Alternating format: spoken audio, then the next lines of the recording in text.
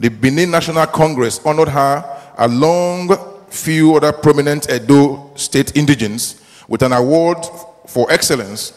Early in 2008, students of the Kuti Hall, the oldest hall in the University of Ibadan, named Omu Okaru as the Government Personality of the Year. In January 2009, the FIRS, under her leadership, was named as the Government Agency of the Year by This Day newspapers at an award ceremony attended by former American President Bill Clinton. Omu Okaru was Chief Responsibility Officer of Restart Limited, a foremost leadership and management service company, which she founded in 1996. She was a partner in the erstwhile firm of Arthur Anderson and Co., now split into KPMG, Professional Services, and Accenture. Prior to her assumption of public office as FIRS chairman on May 3rd, 2004, Ifeokwu Omu Okaru was actively involved in community development. She was board member of several organizations. She has participated in very many economic summits in Nigeria. She loves traveling, reading autobiographies, problem solving, watching movies, singing, and dancing.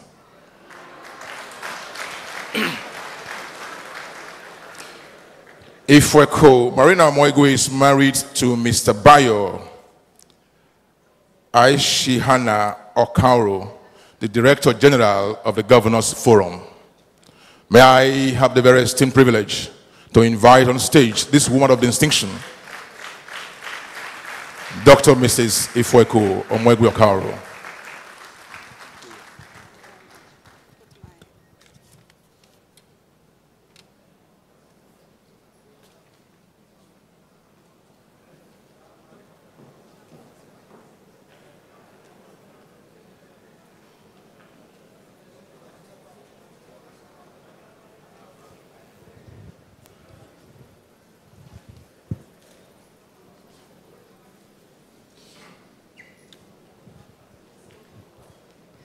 His Excellency, the Comrade Governor of Edo State. I said they're not even seeing your face because I'm discovering you. Okay.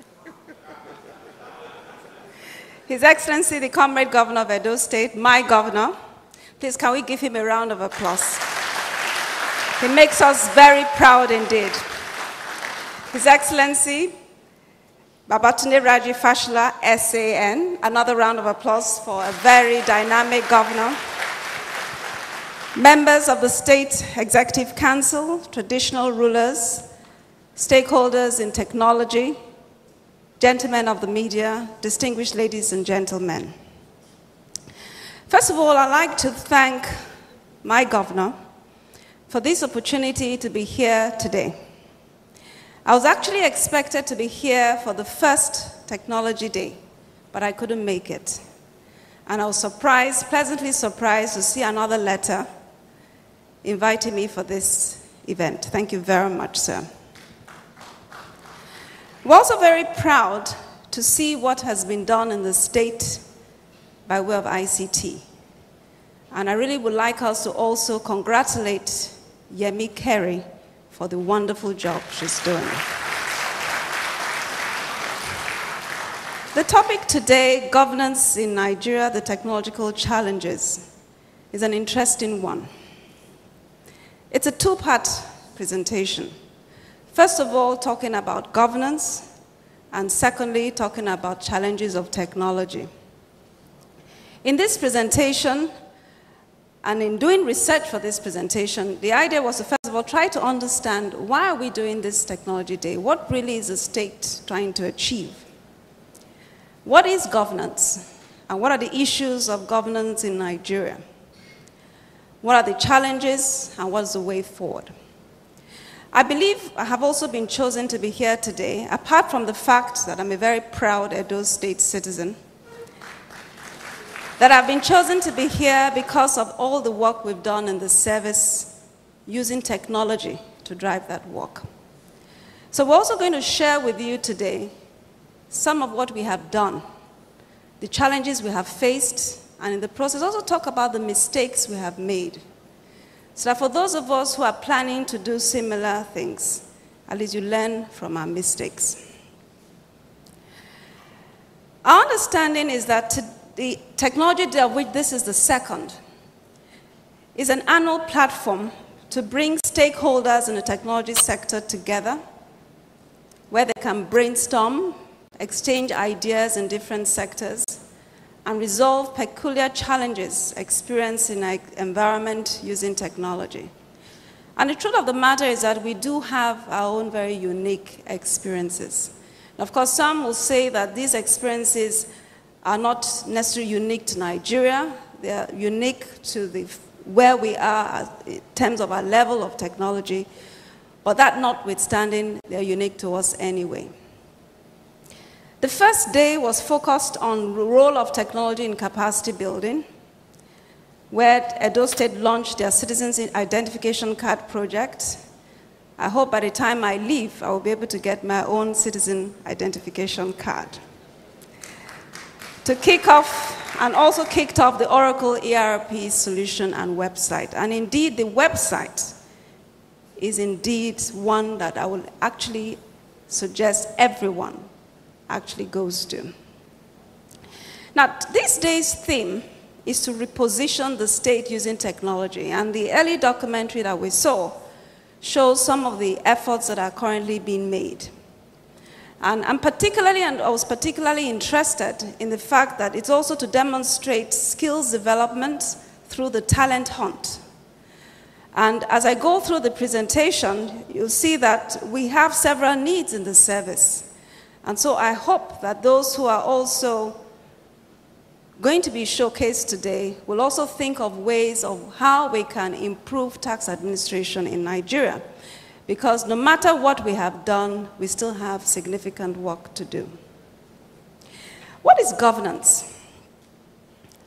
Looking at two definitions of governance, what you get from the internet, Wikipedia, and the World Bank, governance is defined as the act of governing, relating to decisions that define expectations, grant power, authority, or verify performance.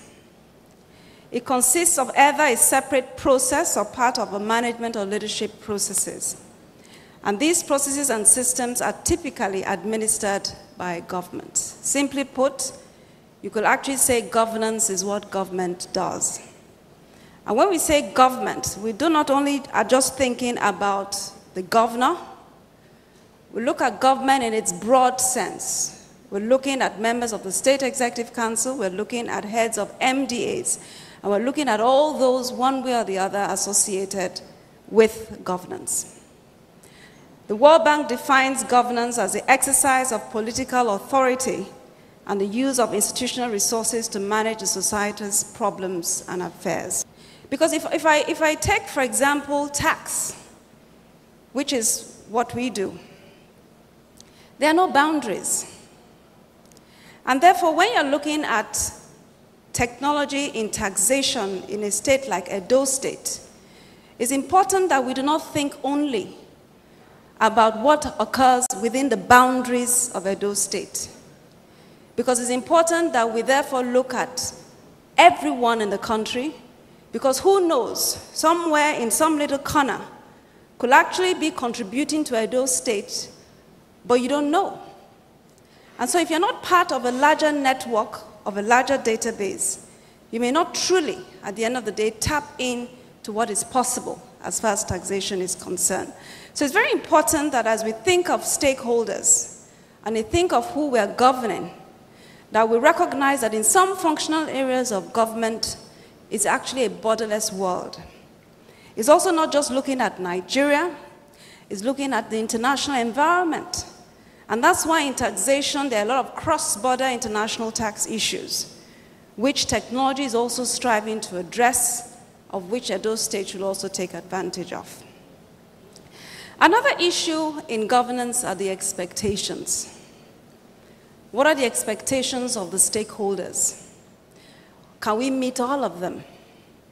What are the implications of these expectations?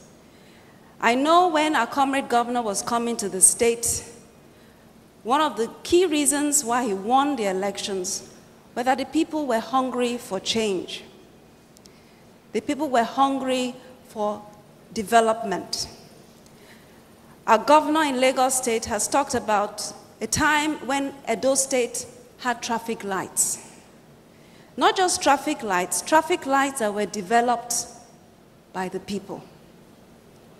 And if we think back when he could have been in university, let's not try and give you a year, but it was some time back. I now look at the progress we've made since then. Have we progressed? Like it said, if we really think if we had progressed, we'll be somewhere else completely.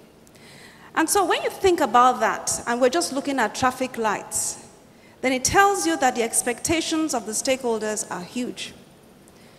There's expectations in agriculture, there's expectations in infrastructure, there's expectations in skill development, there's expectations in the environment, in just creating the enabling environment. So many different types of expectations. And then there's, of course, diverse interests of Edo South, Edo Central, Edo North, within Edo North, the Esako, the Igaras, everybody wanting something. That's governance. And the challenge of governance is how do you meet these expectations? And the truth of the matter is that you can't. You can't meet all the expectations. But what is important in governance is that you prioritize. And that's why it's very important to determine those priorities and what are those things that ICT can help in getting you there even faster. Another aspect of governance is power. Those of us who are involved in governance recognize that one instrument that we all have is the authority to make decisions. But what kind of decisions are we making? Are we making decisions for the interests of the people? Or are we making decisions for our own selfish interests? That's key. Because what that does is also enables you to determine how you want to govern what you want to govern. And when we hear issues and pictures, and we see pictures of individuals being trained, or hear what's happening in Lagos of 19,000 people graduating who are themselves going to be employers of labor, then we're talking of governance in the right mode. And we're talking of governance to serve the people. And again, in technology, how do we use ICT to serve the people? Another aspect of governance has to do with performance. Because we can't govern if we do not understand what performance is. And you can't govern properly if you do not set the right metrics. And it's very important, again, because you can't do everything, that right from the very beginning we determine what do we want, how are we going to be measured, and how are we going to track that performance. Other issues in governance, what are the processes to be in place? Because making a decision is easy. Implementing that decision is the problem.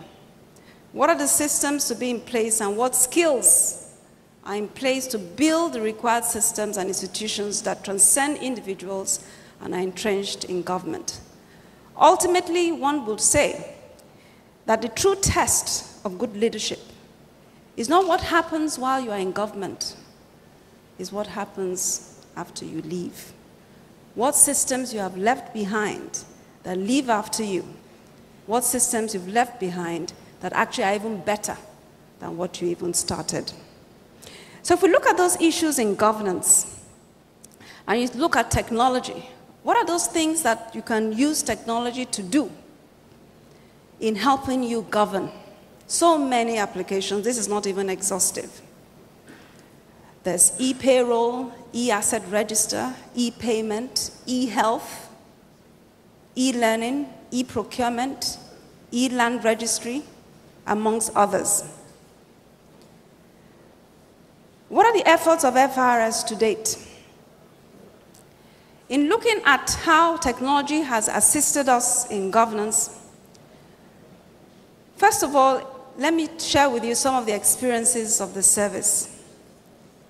Our current reforms commenced in 2004.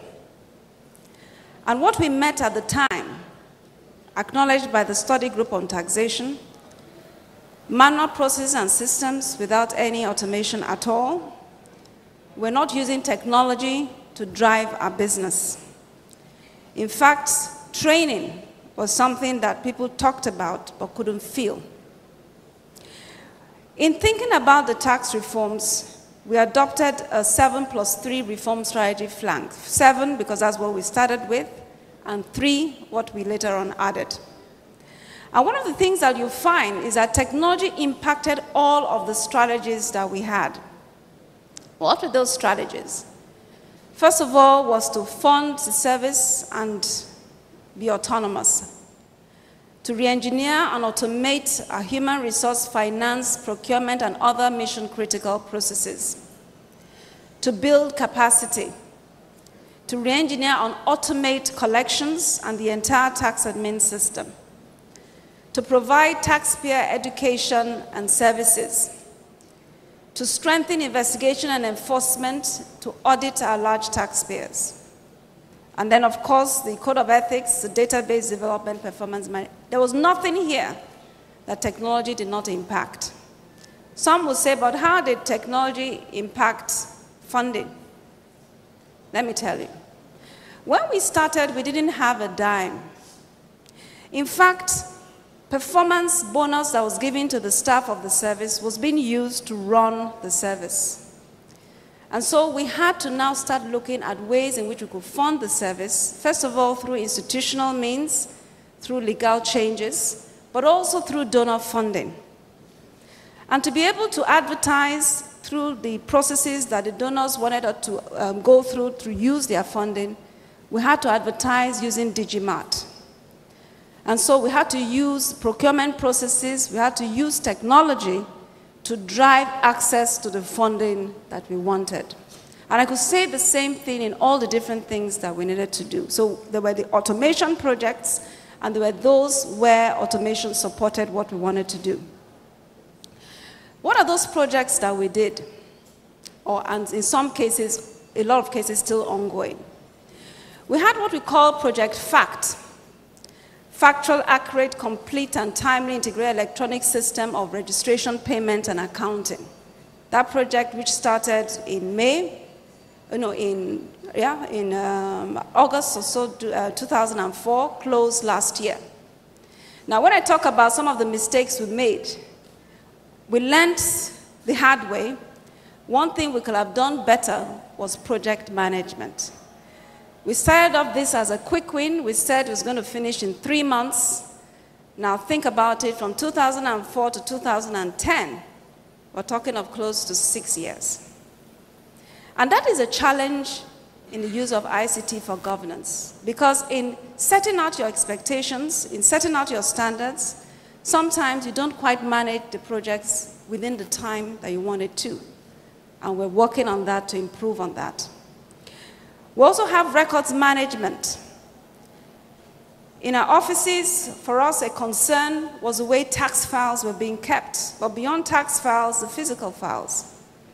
But we knew that just rushing into a document management system without first reorganizing the physical files, without first creating the storage facilities, and without first creating even a manual system for proper records management, was going to create a situation where if we went straight into electronic document management, it would just be chaos. And so that's what we're working on and still working on. There's human resource re-engineering and automation, F&A re-engineering and automation, facility management and procurement, e-library, e-learning, and some of these are later day projects, some are projects started earlier, contact management center, new ones that we're working on now with the emergence of ATM and emergence particularly of mobile banking, looking at an electronic platform for mobile banking and electronic payments, because now if the CBN is saying that you shouldn't be holding cash, we need to be able to capture the tax payments on all transactions that are going electronically. One of the largest projects we've ever managed, which was approved late last year and commencing this year, is the integrated tax administration system, where all systems within the tax authority will be automated. We've automated the payment side, but it's to automate the full tax admin system. In working with stakeholders, because the automation projects we have done have not been not just what we've done ourselves, but we've also worked with other stakeholders to work on improving the system. We're working with the Office of the Accountant General of the Federation to put in place a government-integrated financial management system. We're working with the Corporate Affairs Commission and the Customs. In fact, for the Customs, very soon, we're embarking on a campaign because the project is actually running, whereby every single importer, prior to now, were using the Asikuda number as a reference point for their documentation, but that was not linking to the tax system.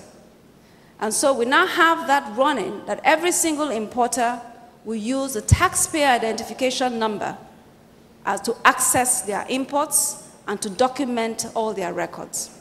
And what that does, it gives us complete access to all customs records and the customs database. We're also working with NIDA, but perhaps the biggest collaboration project that we're working on now is in the Joint Tax Board. And that is a unique taxpayer identification number project with the ultimate objective of linking all 37 revenue authorities together in such a way that every single person, whether you are in Edo State or Gombe State or Lagos, will have one unique taxpayer identification number. In such a way that the gaps of the existing system, where I go to an Edo State Revenue Authority and he thinks I'm resident in Edo State and I say, no, I'm resident in Kaduna, there's no way he can check. There's nothing, unless he's surveilling you, he's looking at other records, there's no simple way of checking whether indeed what you're saying is true or not. And if indeed you say you're resident in Kaduna, there's no way for the Kaduna State person in Kaduna State to really cross-check that he's actually resident and paying taxes in Kaduna State, because a lot of the records of the state authorities are manual. The stakeholders for this UTIN project cut across states, local governments, and federal agencies. Ultimately, the objective is to ensure that once we have the unique taxpayer identification number, it's also linked, just like we're doing now to customs, just like we're doing now to the Corporate Affairs Commission, is also linked to all other agencies. So your driving license is linked to that. Not just your driving license in Edo State, but your driving license throughout the country. Is linked to your passport. Those of us who want to travel.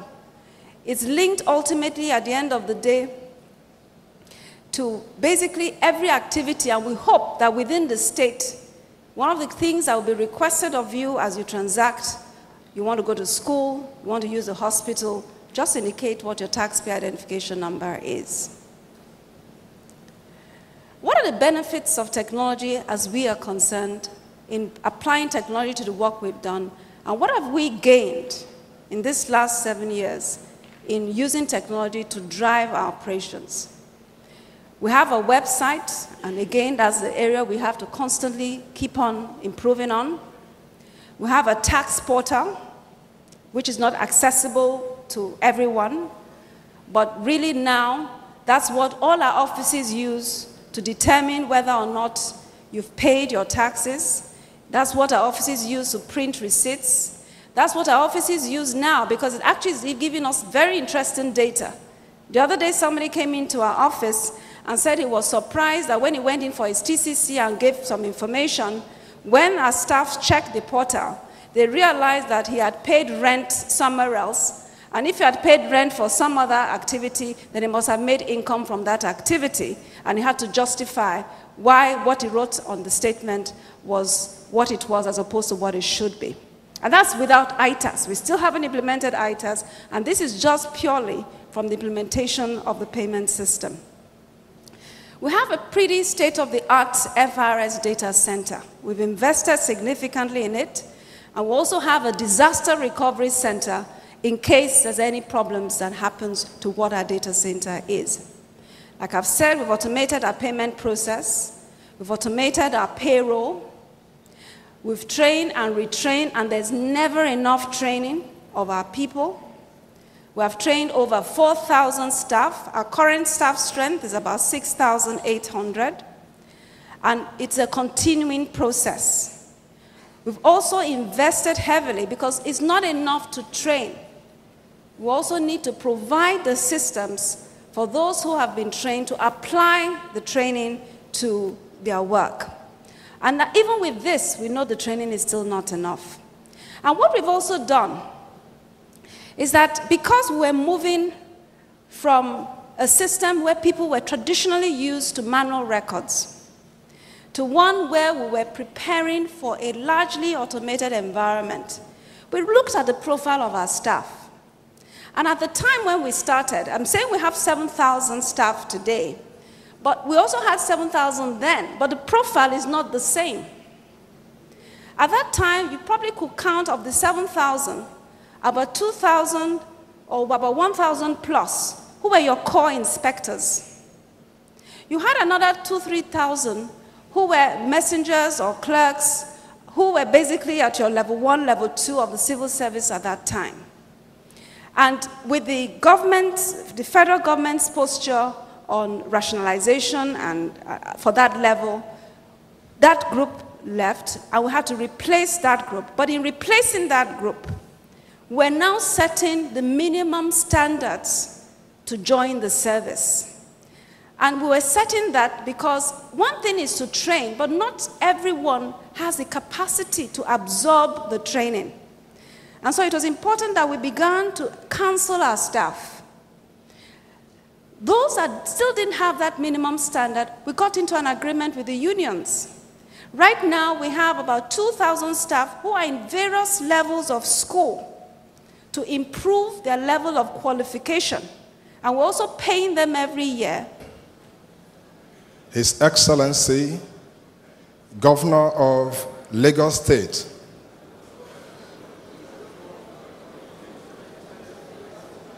Mr. Babatunde Fashola, SAN, who is the chairman of this occasion.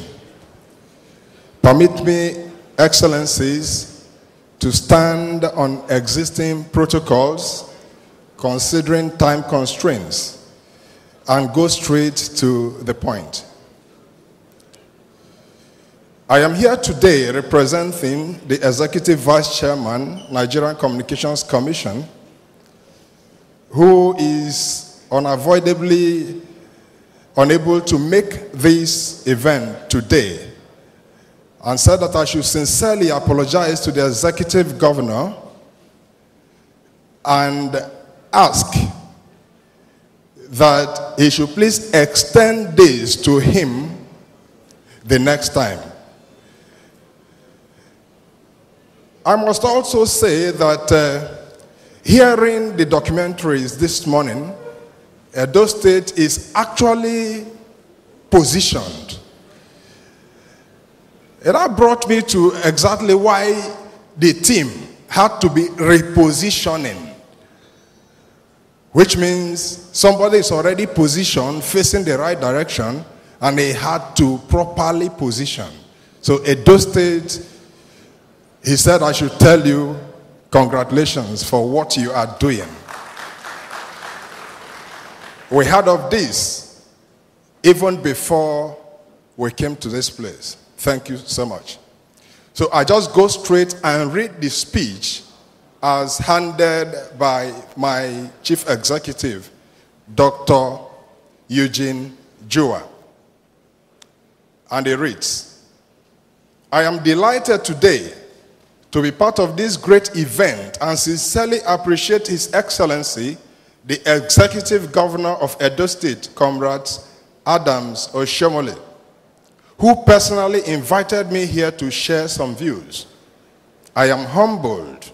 I must also state that it is a great honor standing here before you great people of Edo State to partake in your poise to reposition Edo State using technology.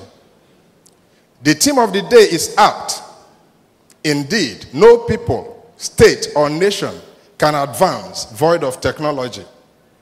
The President of the United States of America, President Barack Obama, often remarks that he wished America was made more of engineers and less of lawyers. This in no way attempted to demean the important place of lawyers in the society. As you know, he is one. But to underpin the importance of technology in national development. Communications technologies are those technologies that provide access to information through various media, wireless, wireline, or space. They provide means to connect, inform, entertain, share, and sell. With a single phone call or a couple of clicks on the computer keyboard, for instance, today, any piece of information becomes global news. Modern technology indeed created a world where almost everyone can communicate irrespective of time, space, and location. Remarkable advances in ICT development, including digital telephony, fixed and mobile data, internet and broadband networks and services, brought about considerable transformation to businesses and markets. Significant wealth, growth in economies, empowerment of individuals, organizations, and communities are resultant. Access to information technology visibly defines how equipped businesses, people, communities, and institutions are to participate in today's digital and smart global economy. It is no exaggeration that ICT, and particularly broadband communications, which epitomizes today's modern communications technology and an enzyme of the online space, e-everywhere, represents perhaps the greatest opportunity ever known for social and economic progress. It facilitates the delivery of more effective healthcare and banking, better education, smoother and more transparent governance, sustainable environment, more efficient transportation, national security, as well as smarter and more economical energy supplies. According to Yusio Utsumi, immediate past Secretary General of International Telecommunications Union, at the World Summit on Information Society held in Geneva 2003, the digital revolution in information and communication technologies has not only transformed the way we communicate, it has also dramatically changed the way we work, do business, interact, play, seek information, and learn. This was re-echoed by the current Secretary General, Dr. Amadou Touré, during the 7th Ministerial Forum on ICT-enabled communities in June this year at Singapore, when he stated, ICT and especially broadband internet connectivity offers a uniquely powerful way to accelerate social and economic development. Communities that lack ICT access and ICT know-how risk being left behind. And I am sure Edo State will not be left behind because they are positioned.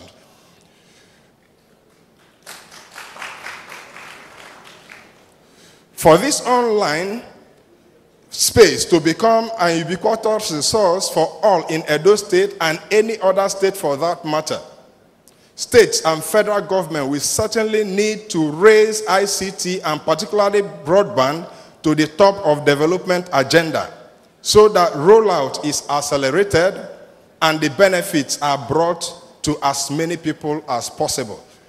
The DG FIRS talked about the problem in Nigeria being connectivity, and those are the issues that we think we need to address, and we'll present a couple of the ways that this should be done. Ladies and gentlemen, we are all familiar with the state of the industry prior to liberalization, where services were literally not available, and one had to travel hundreds of kilometers across the country just to pass simple message, Mama is ill, we need some money. With connection cost to basic telephony services in excess of 140,000 naira. Today, we have substantial access to basic telephone services, but limited access to broadband data and internet connectivity. These certainly are inadequate, and therefore we are reaching for an industry with the enablement for rigorous penetration of broadband access, and so development of robust fiber and wireline infrastructure is imminent. It is pertinent to note here that the level of development currently achieved was made possible by the overwhelming support given to the Nigerian Communications Commission by the federal government for the gains of ICT to significantly flow down. Strong partnership and support of the states and local governments is invaluable and solicited.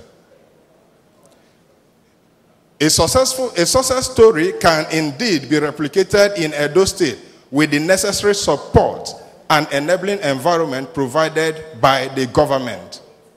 Edo State, I suppose, I may really not be in the best position to state, considering the pedigree of today's audience, is multicultural, blessed with sizable population and several tourist attractions, including, among others, the Emotan statues and so.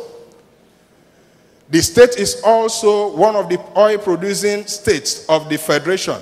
These economic bases, however, cannot be optimally harnessed without the application of available instruments of communications technology. Numerous platforms and services centered on ICT development abound today. The Blackberries, iPods, iPads that bring global and local information to the palm top, social networks, Facebook, YouTube, MySpace, Twitter, LinkedIn, Orkut, etc., which provide avenues for instant and unrestricted share of formal and informal information. Numerous applications that facilitate everything through government, commerce, education, learning, health, finance, audit, taxation, and so on. In the bid for the Commission to address the poor quality of service being currently experienced on networks, inadequate network element capacity has been identified as a prime contributor. To alleviate these inadequacies, operating companies definitely required deploying additional sites. Investigation revealed that the resources to deploy the sites are available in country with the operating companies in most of the cases, but sites are not readily available as a result of difficulty in securing requisite approvals to deploy such sites at local, state, and federal government levels. These complicated approval processes, multiple taxation, and high tariff for sites and rights of way required to deploy metropolitan fiber and other networks in the states have hampered the fast permeation of ICT. I must say that robust metropolitan fiber network is a key asset in delivering smart communities. It is a